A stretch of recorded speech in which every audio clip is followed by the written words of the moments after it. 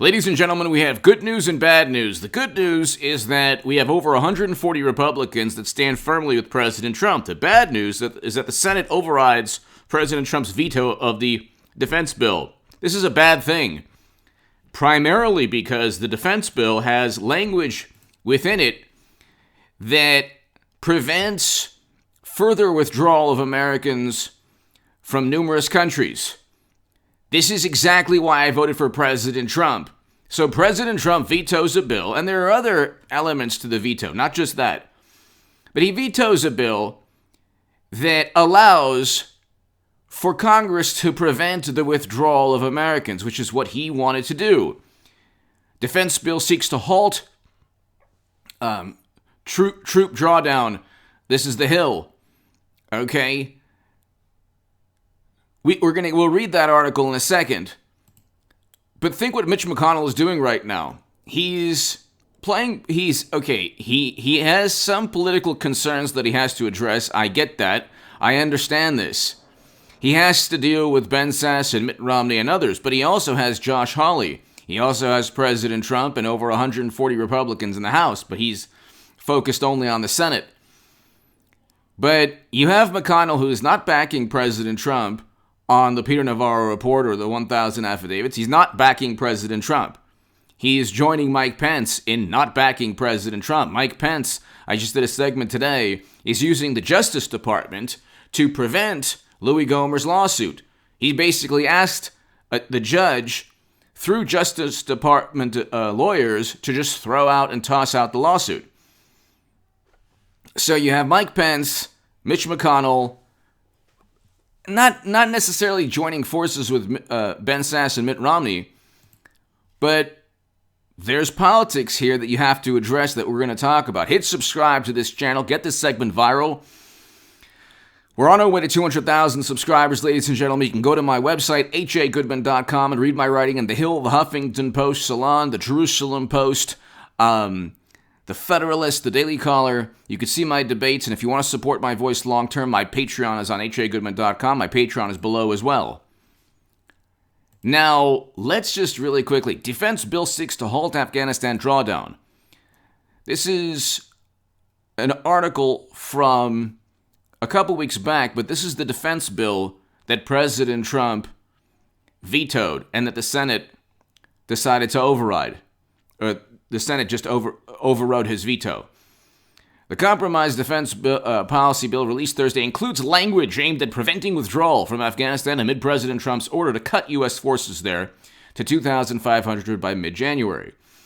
The National Defense Authorization Act would block funding to reduce the number of troops in Afghanistan until the Pentagon, State Department, and Director of National Intelligence assess how a drawdown would affect. See, this is language that is just going to keep Americans there forever. There will never be a time within the next 200, 300, 400 years, or there will never ever be a time. We can be there for 200 years or 100 years. The day we leave, the same issues, the same obstacles, the same repercussions or consequences will take place, will transpire. There's nothing that we can do. We should never. Daniel Bolger, a general, wrote a book called Why We Lost. And he stated that we should never have what Bush, Cheney, and Rumsfeld did, essentially, was a catastrophe. He didn't use those words, but we should never have stayed forever. The United States military is made for quick, decisive victories, and then we get out. We don't stay forever in counterinsurgency conflicts. Now, I know people, good, morally virtuous, and morally superior liberals who say, well,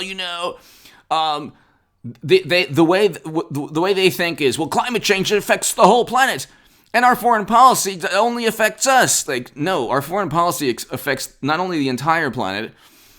There's still the issue of nuclear confrontation. That's number one. We are in regions of the world where a whole bunch of countries, including Russia, are in right now. That is a recipe for disaster from a geopolitical perspective. Okay, so you can have Top Gun 2, 3, and 4 just from ideas like what Madam Secretary wanted. Clinton wanted a no-fly zone above Damascus. So this is the type of mentality you have from these people, the Lincoln Project people and establishment Democrats and the Never Trump Republicans. What they did was They set the United States on a course for never-ending military conflict. The number one moral concern of our generation is this issue, not climate change, which is important, but it requires the entire planet to be on the same page in terms of what other countries are going to do, especially countries like China and India and other countries that are going to surpass us in terms of economic growth within like 30 years. We'll be third. We'll be third in the world behind China and India. So it won't matter that much what we do in terms of addressing climate change if other countries don't address the issue in the same manner. That's not hyperbole. That's a fact. If this country and perhaps some Western European countries address climate change, but all the other major countries don't, that's not going to have the desired effect around the world. The issue with American foreign policy is the following. We have no business sending Americans off to never-ending counterinsurgency conflicts or keeping them in places where the term is mission creep, where if one or two things take place, catastrophes or unintended events, we are then compelled to increase our troop levels and then engage in a wide-scale military conflict. So we're not talking about Germany and Japan. We're talking about places where people do not want us there, where even not long ago the Iraqi parliament voted for us to leave. And this is no fault of the heroism and the courage and the bravery of America's men and women who have fought for this country. This is the fault of civilians and people like Bush, Cheney, Rumsfeld, Biden, Clinton. President Trump wanted to reverse that foreign policy, and now McConnell said, you know what, you vetoed the bill, we're just going to override your veto. Now, obviously, there are elements there pertaining to tech and other issues, okay, that he knew that McConnell knows he's not going to get, or that President Trump wanted to address. Basically, they're not on the same page, but in terms of foreign policy, they're not on the same page. There are too many neoconservative or Lincoln Project people within the Republican Party that haven't been kicked out yet. So you have the bill that prevents exactly what President Trump was elected to do. And every step of the way, when he tried to withdraw the number of Americans, you had pushback from media, he removed Americans from Syria, and then they said, well, we lied to him about the troop levels. I mean, this is unprecedented. So you had people trying to undermine President Trump every single day of his presidency. We need to remove Americans from these never-ending quagmires. There is no definition of victory, and there never was a long-term definition of victory. This is the most important moral issue of our generation. Democrats don't see it that way because their version of morality is tied only to words they don't like, or phrases or words or sentiments that they don't like. So you will see that within the next 4 years, you'll see that Biden is going to engage in the same endeavors as President Obama, and he'll be worse on every issue, or he'll do the same things as President Trump on issues that suddenly liberals had this liberal conscience on. So liberals for the past 8 years prior to President Obama never cared about immigration. They didn't talk about it. Then suddenly you hear friends saying, "Well, I just want to let you know that I'm not going to talk to you anymore because you support President Trump in cages." Well, who do you think built the cages? President Obama. He utilized them also, so much so that they spread a photo that was actually a 2014 photo of those cages. So these are issues that, for example, need to be addressed. President Trump offered Dreamers, and I have friends who are Dreamers. I want them to be citizens immediately. But President Trump offered Dreamers citizenship in exchange for wall funding. Democrats said no. So when it comes to Democrats won't even have a floor vote on Medicare for all. They're hypocrites and they're liars and they deceive all the time. And the first people they deceive are their own voters. The whole thing's a racket on the left. It's this emotional. They tug at emotional heartstrings, and they have the audacity and the chutzpah to just call other people immoral or unethical when they engage in the most immoral and unethical acts. When they're in power, they engage in the most immoral acts, especially never-ending military conflict and war. President Trump is the closest thing to an anti-war president that we've had in my lifetime, perhaps in your lifetime as well. But the left, the way the far left works is, well, look at all the money he's giving to and all the arms he's giving to other countries. It's like, well, Obama did too. He broke records. Oh, that's right. You're a hypocrite. You know nothing about history. You're a hypocrite. Suddenly you care about weapons deals, which, by the way, money was given to the Clinton Foundation from countries, and they got exponentially greater weapons deals than even Bush's neocon administration. But you didn't care. So to go after Trump, they say, oh, well, he's giving weapons deals, and he launched a missile here, and it was really bad, He's not anti-war, It's like, well, we have to remove Americans from these never-ending quagmires. That's the issue. That's why I voted for President Trump. That is exactly why I voted for President Trump. And exactly why I'm a Trump supporter. His populist message in terms of foreign policy is not an isolationist message. We're still part of NATO. We still engage in military endeavors. But we need to bring home Americans. It is immoral for our country to send Americans off to military endeavors without a clear definition of winning.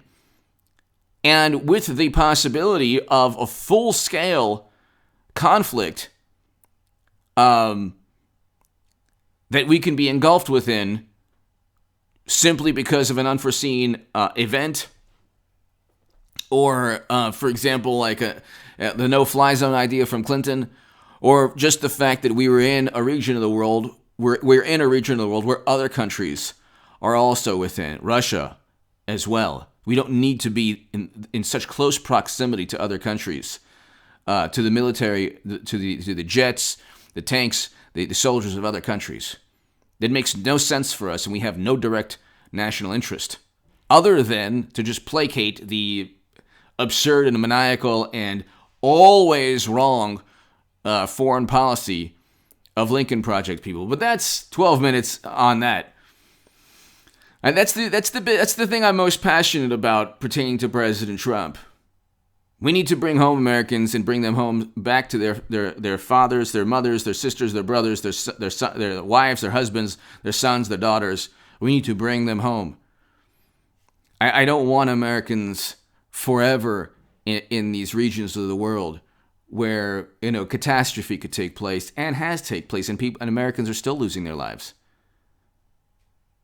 They're still losing their lives. And they use words like during this pandemic, like front lines. Like, no, that's a military term.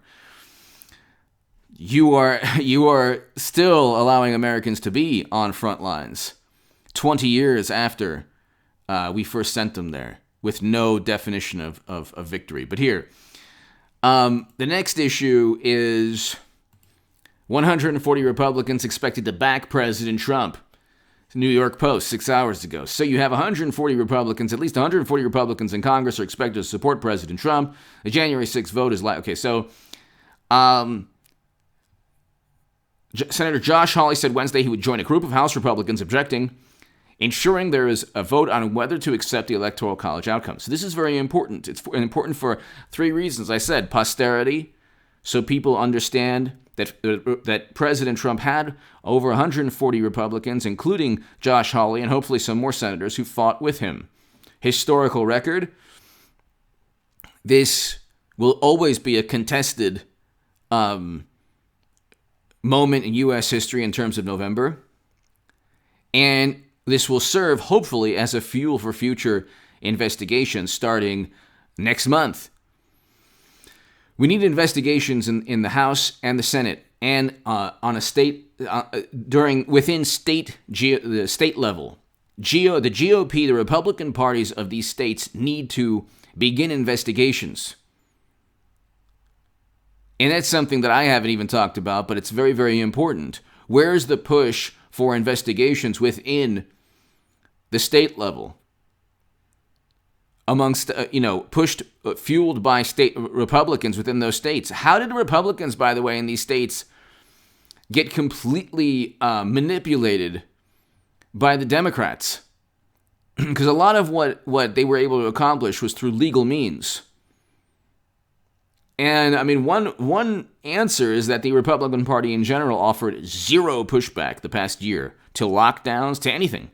Zero pushback. President Trump was on his own. The man has been on his own since Sessions helped form a special counsel against him. You had a Republican Attorney General, Jeff Sessions, who's the worst Attorney General of all time, the evil Keebler elf, who started a special counsel based on Comey's memos, complete and utter nonsense and garbage, and a dossier that they purchased.